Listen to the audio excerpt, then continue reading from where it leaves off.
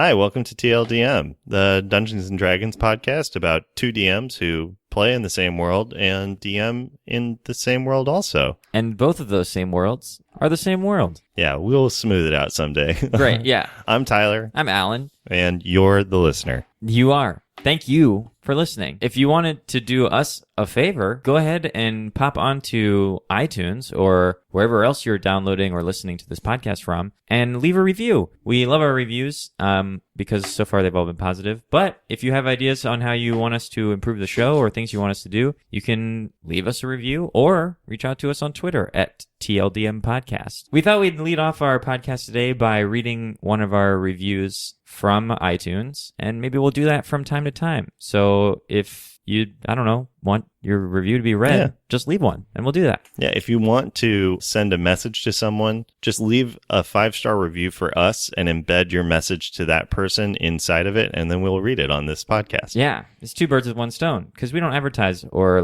promote the podcast in any way, so the reviews are how we reach a wider audience. Yeah. And this way, you can have someone publicly insulted on a podcast. Yeah. So here is a 5-star review from iTunes. This one's from Fuzzy Potts, awesome name, and they say, I've only been playing D&D for about a year as a DM, but these two really nailed describing a tool set and frame of mind that allows for a more flexible and engaging game experience. It's also great hearing two DMs talk about their preferences and styles. The snippets about preparation in episode 4 and how they handle random encounters in episode 5 are going to change the way I run games. That's awesome, Fuzzy Potts. And let us know how it went. Yes. Alan, let's do as quick as possible for us, recap of our games and where things are at, and then jump into our toppies. Sure. I'll just take the helm on the Eastern campaign, which I run. The party has confronted sounds like it's a fight of some kind, but it wasn't.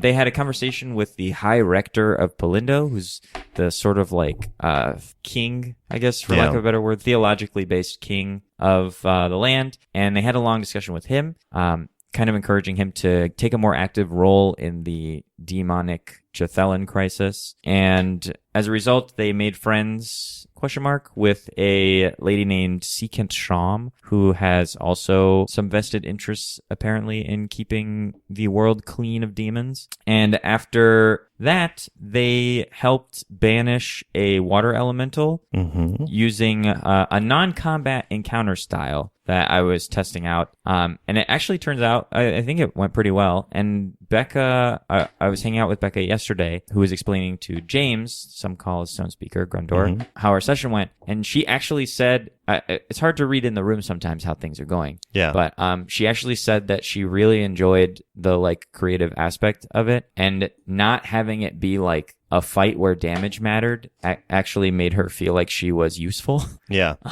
Because the way she's built or leveled her bard so far has been a lot of utility spells and skills, and getting to use those in an encounter where HP and damage dice and stuff weren't as important made her feel, I guess, like she could do a lot more. Which is great. It's funny, it made me feel very useless. Really? Because my character is all geared around either passive abilities like insight and perception or combat. And so I was like, I actually can't really do a whole lot here because I've already decided... Well, because there's only in a skill check competition, rolling insight is only so useful in terms of doing anything. Sure. Or an investigation checks, which are my bread and butters. Yeah, I think I would have accepted if there had been a use of trying to discern a weakness of the creature, or trying to investigate your surroundings and see if there's something environmental you could use to your advantage, something like that. True.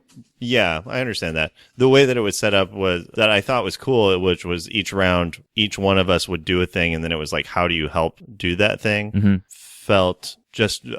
I'll stick with it. It's just with passive abilities, it feels given compared to someone who's a social abilities character is just it's just harder to shine, I guess. Sure. In terms of character build, which is totally fine. I didn't care. I had a fine time, but I was I'm relatively useless. Had a fine time. Yeah, I was this is a day for other characters to have their moment. This is fine. But I was I'm fairly useless in this circumstance, but that's okay. I don't need to be the stone stunner all the time. Sure. Yeah. But I thought it was Tyler a cool really mechanic. likes being competent. He wants to be the Hannibal of the A team. Yeah, I like being the Hannibal of the A team. Although, which is funny because it's like the thing is with the Eastern campaign, I'm trying not to be because it wouldn't matter because nobody else wants a Hannibal to exist. Right. So that then is like, cool. Well, I built a Hannibal character that nobody wants. So I can either play it and play at odds with everybody or just neuter, which is fine because that's like fine.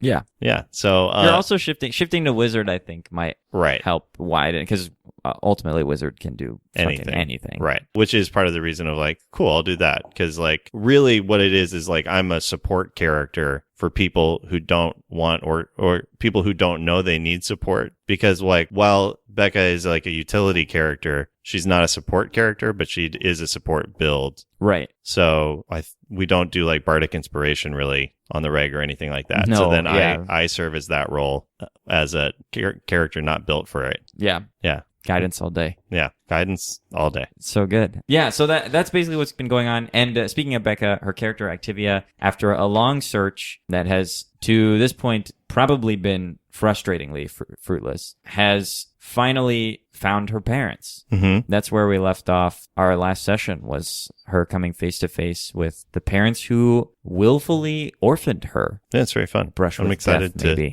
see how the Danons. Really, I want to know what their name for her is. Yeah. Did that trip you up? What? When we started doing our searches, we found we had I a knew ledger that they of all had changed their things. names. Okay. So yeah, the reason that didn't work is because you're putting in a name that she gave, like was given to her, but right. is not her actual birth name. Yeah. Names have power. They do have power. Yeah.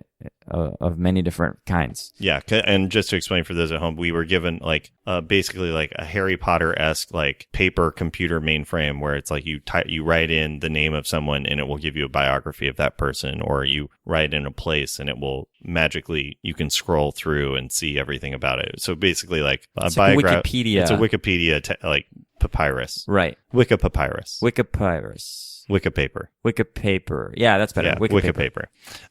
So that happened, and that's where we left off. And I'm excited to see where things will go from here, because I know Activia in character has a lot of questions about what her real name is and why this all has been happening, and probably how the Danons found her, and just why now decided to intervene. Yeah.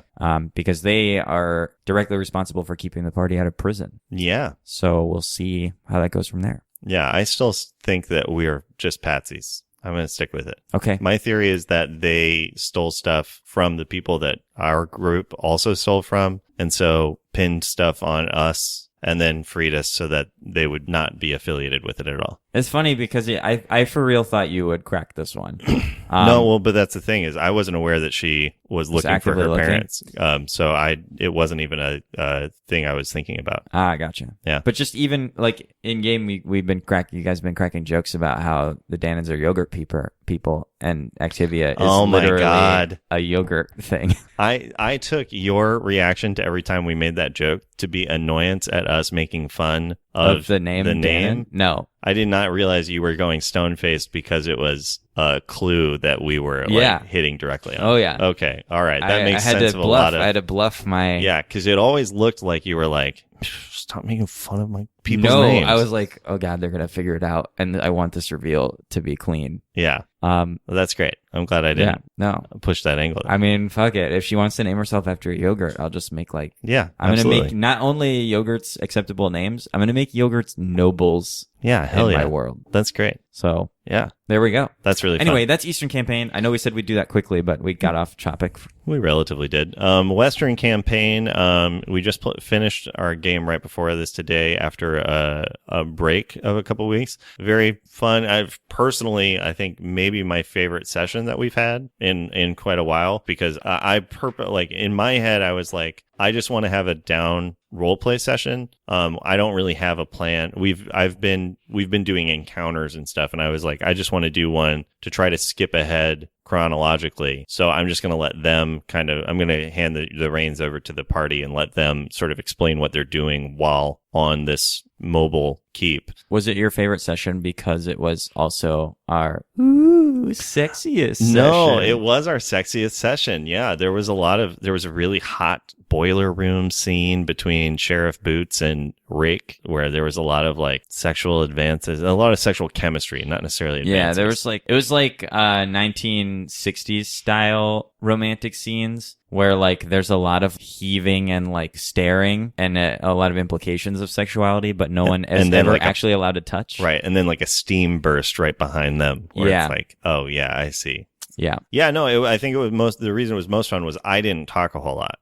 Those are always the best. Yeah. And I didn't have to, like, you guys pushed and like the relationships between the characters shifted fairly dramatically, but in a deepening way as opposed to like introducing new stuff. Jeff's character Laffy Taffy kind of like stumbled his way into therapy, which I thought was really fun. That wasn't something I had expected or planned at all, but the way he started interacting with an NPC, I had already decided in my head she was like the HR person. So it was like, okay, yeah, she'll go with this. So he went through therapy, gave himself a name. So now his name is Kamal. Big step for him personally. Sheriff Boots is starting to get like really frustrated at a lot of things and seems like emotionally on edge in terms of just like his life is not going smoothly. Yeah. Which is what he loves because he's a cool dude. He's a cool dude who's just trying to do cool stuff. Yeah. And Rake is just trying to follow Paimon, the Demon Lord's guidance. Not really sure what those words are or if they're actually coming from him right now. Yeah, because she got a convert who then immediately surpassed me in favor and power, and I don't know how to feel about that. Yeah, that was fun. Yeah, that was cool. Yeah, and so that's basically when that started happening, because I know I imagine it was just sort of like you were going with the flow of the session. How did you anticipate that going, or like what reaction did you Let's play a quick game of planned or unplanned. Okay, great. This is a game we haven't played in a couple of episodes now, but this is a good one because I have already told you that I had a very loose. In terms of the session itself, I knew two things. There was a holiday coming up for the gnomes, which was Pranim, the day of acceptance, and that the Willow Green arc that they are traveling on was going to keep breaking down. Those are the two things that I had planned specific to this session. And then it was like, so it'll take 10 days and I'll let them sort of tell me what happens over the course of that 10 days was what I knew going into the session, but planned or unplanned for planned Peenie's pact powers developing. Planned some kind of confrontation with him. Unplanned. Planned that, or at least contingency planned that he would be captured and or punished by the gnomes. Unplanned. Damn. Yeah, completely unplanned. So did you know that he was going to assert himself as like the chosen messiah character of Paimon? Yeah, I had an idea towards it. And how did you anticipate Rake reacting to that? It was open-ended. I honestly was curious to see, because there was like... Because I feel like if I was playing Rake the way I played Soak, I'd be like, you're full of shit. Like, right. I would never have gone along with it. Right. I probably would have fought that guy. Right. But I feel like... It felt like when I was like, okay, well then I guess I got to do what you say. I felt like I like surprised you. I was curious. I was mainly curious to see how in character you would because basically it was taking somebody who was like, I'm the best at this thing. I am like the de facto expert on this thing, and then having them be put in a position where they're told that they are lower status to someone else. And it was just, I was like, I honestly don't know what will happen here, because I don't know, and I'm not going to try to anticipate it, because it's like, that's the fun as the DM, is being like, I don't know what you'll think. Yep. Because ultimately it doesn't matter to me. If you had fought and killed him, that I would have been like, cool, I'll figure out what the consequences of that are. Yeah. Or if you did what you currently are doing, which is sort of like taking it like a little wussy, then that's also like really fascinating to me, and is like, oh, this is really fun to play with also, just because it is like knowing Alan, the person, doesn't enjoy being low status, but that or that the character he's been playing enjoys being like an active helper, sort of pious and on a little bit like imperious and a little bit condescending, a little patronizing, we'll say, but in the way that evangelical people often are. Yep. Seeing that get confronted seemed really interesting to me. It was very back burner in my head. I wasn't sure that I didn't expect it to happen today. It was like my peony button. Like the more you push the peony button, the more that was going to come about. Sure. Yeah. No, I mean, it was interesting to be faced with that choice and be like, no, I mean, if the character I'm playing worships an entity and that entity is like, you are lower status, I D-rank you, then okay. Like Yeah. what, like it's the Job,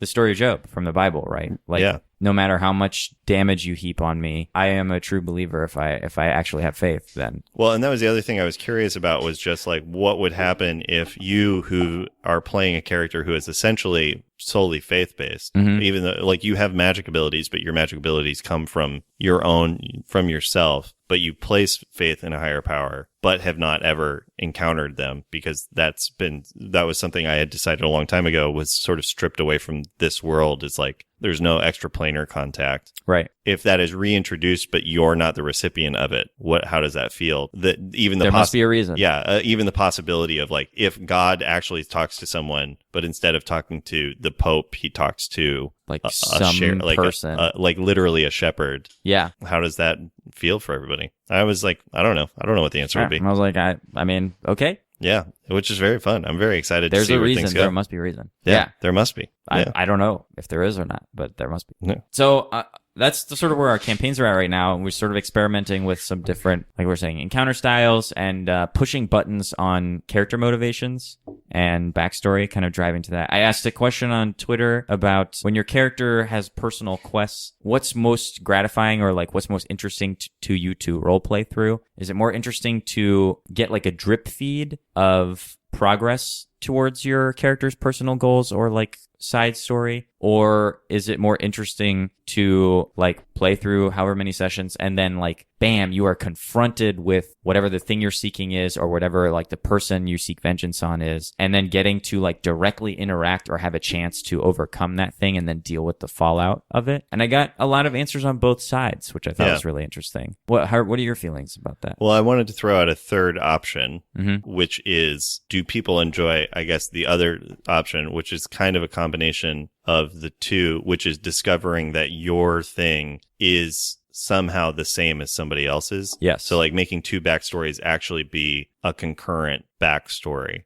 So that like, this isn't happening. But if it was like discovered that Paimon was the one shifting Sheriff Boots around, and like if you both discovered that at the same time and then playing towards that so that you both have to confront that, or like in ours, if the Danons have the book that my father figure was looking at, so basically forcing players to play towards a common goal, so that so when you have that big resolution session, it's actually about resolving at least two different people's objectives and then confronting them that way. But I guess the answer for me personally, as a player, I like to play the story that the DM is making. Like, I think it's fun to press the buttons that the DM is putting out. So for it, like in our game, by and large, I'm playing towards this demon war and like playing towards that, because that's like I enjoy discovering what it is that you know that I don't know as the DM.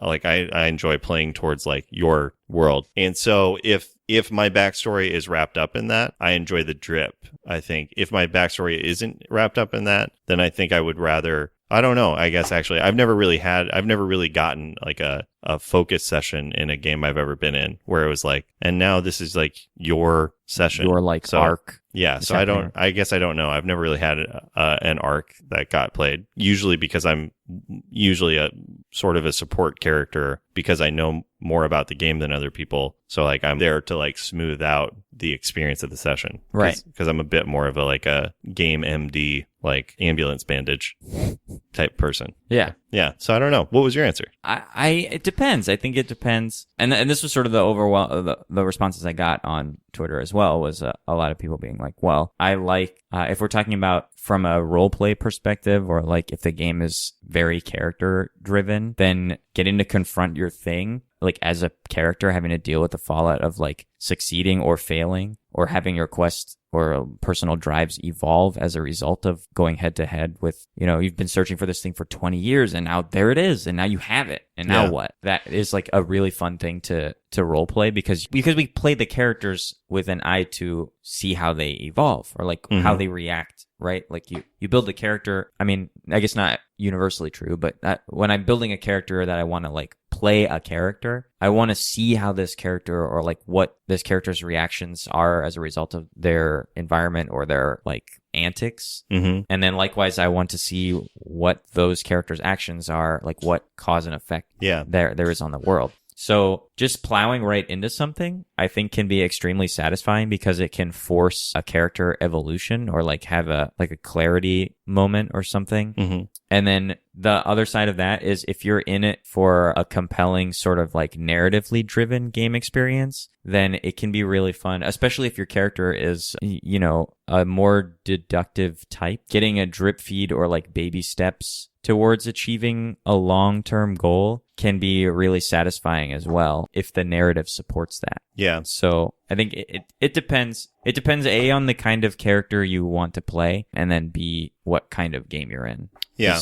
As is like a common thought on this podcast, is D&D can literally be anything you want. Right. I think also like as a DM, I think my preferences are to do one of two things. Is the like make it so that everybody's backstory is driving to the same place, which is kind of what we currently are doing. Like in the Western campaign, I have in mind where things are going is going to a head where everybody's not backstory. I think playing to people's backstory isn't necessarily bad, but playing towards their goal that they created as a result of their backstory.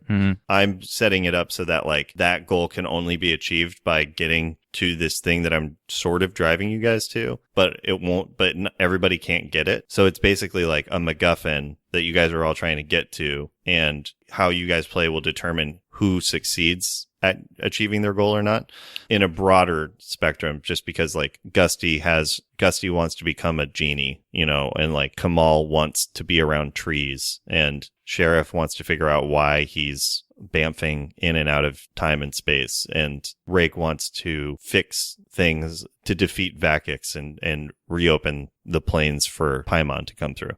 And so it's like, cool, I have something in mind that is powerful enough to ensure any of those can happen, but they all can't happen mutually. They're mutually exclusive. So that seems fun to me. But also the other thing I like to do is I like to, whatever the immediate goal of characters are, I like to like hit it as quickly as possible. I think as a DM, like I love to, if it's like, I want to find my father, I love to within a month's play, like within 4 sessions, them to find their father and like make it happen quick, because I find campaigns most fun and satisfying to see what happens after you quote get what you want, because then it's like, well, shit, now what are you going to do? And that's actually when the character is most interesting and real, is when it's like, you're not playing a book, you're playing like a life. And that will always be more interesting than the story you thought up in a vacuum, because you thought that up without the other 5, more like 4 people at the table. Yeah. So like you thought up something that no matter how creative it is, it's ultimately sterile because it's not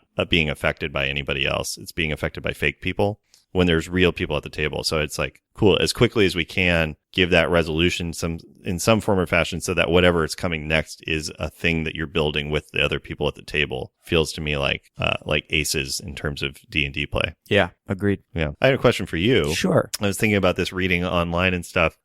Just this idea of like, I guess what I would call like a squeaky wheel player, which I'm sure you've had. I've had it before. I feel like there's a player you get. There's that guy player, which everybody uses as a phrase. And the squeaky wheel player can sometimes be that, but either someone who is like constantly taking focus, or who you feel an obligation to give extra focus to, are the two. Like squeaky wheel in the sense of like needs oil. Right. So either like they make a lot of commotion, they do a lot of stuff, so you kind of constantly have to give attention to redirect them to support the group, or someone who is like a phone checker, kind of like checks out or like gets bored if their character isn't being engaged the way that they envisioned. And then sometimes you feel like an obligation to throw extra grease to them to keep them on board. Those are like the two broad versions of like what a squeaky wheel would be to me. Yeah. And I'm just curious from your perspective as a DM and for those at home, like how do you deal with that? Do you give that grease? Do you focus your grease on the other player? Like, because you only got so much. You only got so much narrative grease because you've only got like 2 to 4 hours at the table. Right. Like, how much of it are you giving to an individual player?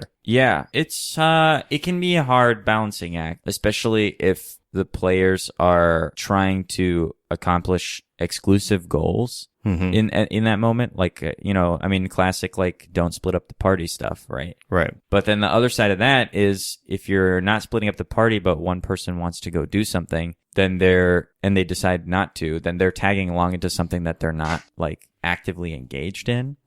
So the question becomes, how do you walk the line between keeping everyone engaged and keeping everyone engaged equally, which is really hard. Yeah. I think a key strategy to that I've been falling back on recently is just going back to that idea of like leveraging your players for creative input. So, if you notice like, okay, I've been going back and forth with this one character for a while now, you can easily like, while this is happening, Sunny, you notice something coming around the corner. A person you hadn't expected to see is coming around the corner that you're familiar with. The party knows this person from earlier in the adventure. Who's coming? And then that he fills in that detail. I'm like, great. You can see this person. You also suddenly realize that no one else in the party is so engaged in whatever's happening at this moment that you're the only one who notices them. So then you kind of like lob the ball up in the air for like, hey, you have an important thing now. So you're hopefully encouraging, I'm going to use the word aggressive engagement. Because I think the ideal at the table is everyone is aggressively engaged. Yeah. So, and I think aggressive has a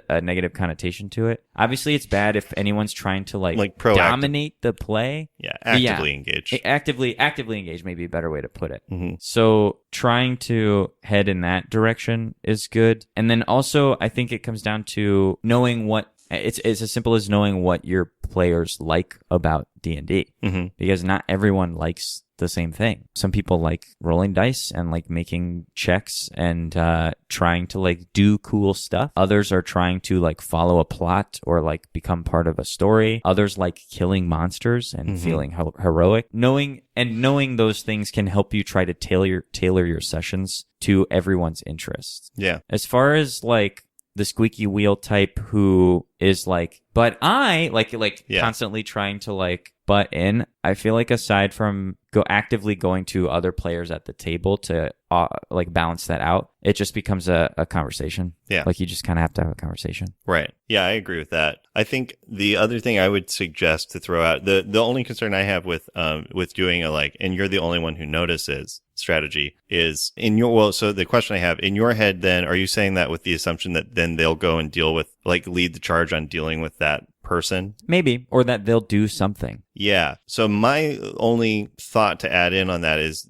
more as a caution for people at home and not necessarily for you, but is to be wary of creating parallel play, which is, I've had it happen a few times. Cutscening back and forth. Yeah. Well, so if you're like, and then, so you're the only one who notices, they're like, well, then I go and attack. And it's like, then everyone else has to role play like they don't know that thing is happening, or they have to be like, well, then I go attack too, as opposed to, I think there can be something to be said for like, you notice it, do you bring it to the group's attention? Basically finding ways to verbally redirect them into interaction with other people at the table and being like, you've had a conversation with blank about them before, like, with Tom at the table before. We'll use James because he's a real person.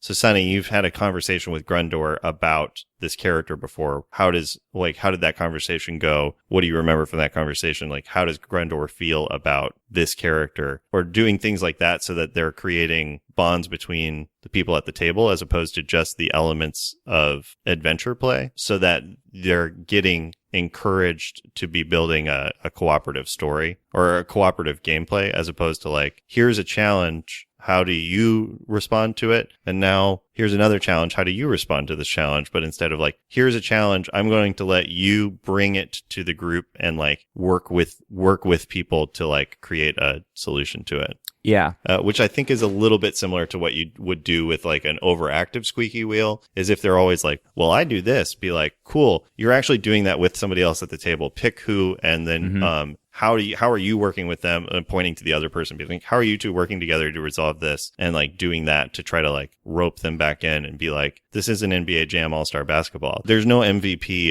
in D&D. Yeah. I blew my phrase of the week. Damn. That was so good. It's only the group ever that's playing. So like, if you're not playing with the group and playing like for the group, then you're not going to have as much fun. Like, you won't have it's like, well, and to that end, like you want the ideal, like what you were saying earlier in the ideal session, you want to turn the group towards itself. Yeah. Because that promotes engagement between player characters and sometimes away from you as the DM, which is sometimes hard because you are the environment and the encyclopedia and you're all the NPCs and you're all the like whatever. But finding ways to encourage situations where the party must talk amongst themselves or like must come up with a plan or like have opportunities to bond or interact or whatever internally will take a lot of that pressure off you, and that will, in my experience, naturally be more balanced than you trying to like make sure everyone gets their screen time. Yeah, right. Because if they're talking amongst themselves and everyone's engaged, it's fine to have a dominant like personality in a group discussion. Right. It's not as fun for 4 people to listen to one person go off back and forth off the DM. Yeah. So there's that as well, I think. Yeah, I think like it's ultimately, I think it's like important to notice how much someone is talking to you, the DM, versus the other players at the table. And if they're rarely, if ever, having conversation with the other players at the table, then you're like, you need to interject to force that. Yeah. Otherwise, you're just playing video games where it's just like 5 different screens at a table, all playing with the same system, and the system is the DM. Mm-hmm. You need to split screen that and start talking to each other. Dude, put a headset on. Put a headset on, guys. Anything else today, Alan, or any shout outs we have? Yeah, I wanted to give a shout out today. We bestowed upon Tyler a gift. So excited. In the form of an artist rendition of the Deck of Many Things. It is phenomenal and beautiful. Yeah, gorgeous. I will put a link to it in the description of this podcast. And I will also give a shout out to Tobias Viseri, the artist who designed and shipped the cards to me from his Etsy account. And it was great. I haven't used Etsy in 4 years, so I had an old address on there, and I panicked after I ordered them, and I was like, oh my God, you're going to send these to an apartment that I haven't lived in 4 years. And he fixed it for me and sent them out, and I got them, and they were great. And I love them. Rad. Thank you, Tobias, and thank you, Alan. Yeah, I can't wait to have the Deck of Many Things absolutely 100% ruin this campaign. I can't either. But he's got some other interesting stuff on there too, all kinds of like fun nerd related merchandise. So you should check him out. He's a cool guy. He's got a Twitter account that you can find. And like I said, I'll link to his Etsy shop so you can see the cards that we are using and maybe purchase a set to destroy your own carefully constructed They're truly campaign. dope. Like they're the best. It's hard to find physical Deck of Many Things cards, and they're the best I've ever seen. Yeah. And then hands down. Tarot, like if you're just buying straight up tarot cards, they are, for whatever reason, obscenely expensive most places. Yeah. Also, actually, towards that end, before Alan so graciously got me these, I was going to just use tarot. The problem I have with the tarot version of the Deck of Many Things in the player handbook is it doesn't use the major arcana solely. There's 22 major arcana cards, and it just uses a random mix of major and minor. So it's like death, but then it'll be like the 10 of staves. And it's like, you already have 22 major arcana. Why did you make it complicated by like 3? So I converted it all to major arcana. So I'll throw that out if people want to use it, where it's just the 22 major arcana, each one kind of linked up with its equivalent thing. Yeah. If you have a tarot deck handy and you just want to do that versus having to be like, oh, what is the 2 of cups? That's lame. What is the 2 of cups? Lame is the answer. Is it Comet? Okay. Probably Comet. We have some other topics we want to discuss that we have on the back burner for our next couple of episodes, so be on the lookout for those. Yeah. But if there's something you'd like for us to talk about on the show, or you have questions about running games or suggestions that you think we're missing, or questions about Serania, the world that we have cultivated as a team and play in, feel free to shout at us over Gmail, tldmpodcast@gmail.com, or on Twitter is the quickest and easiest way to get to us at TLDM Podcast. Okay, ready for my... Tyler, phrase of the day. You already burned one, so... Man, that was so good. Okay, let me tell you guys how to do a proper game of D&D for those at home who it's their first time. Gather up and roll anywhere from 1d4 to 1d20 friends. Jesus. And then... 20 is a lot of people. It is a lot. So let's say a D4 to a D6 worth of friends. Sure. Roll that up, put them at a table, add up all of your friendship stats, and make sure you try to max that one out at a +5. Hot damn.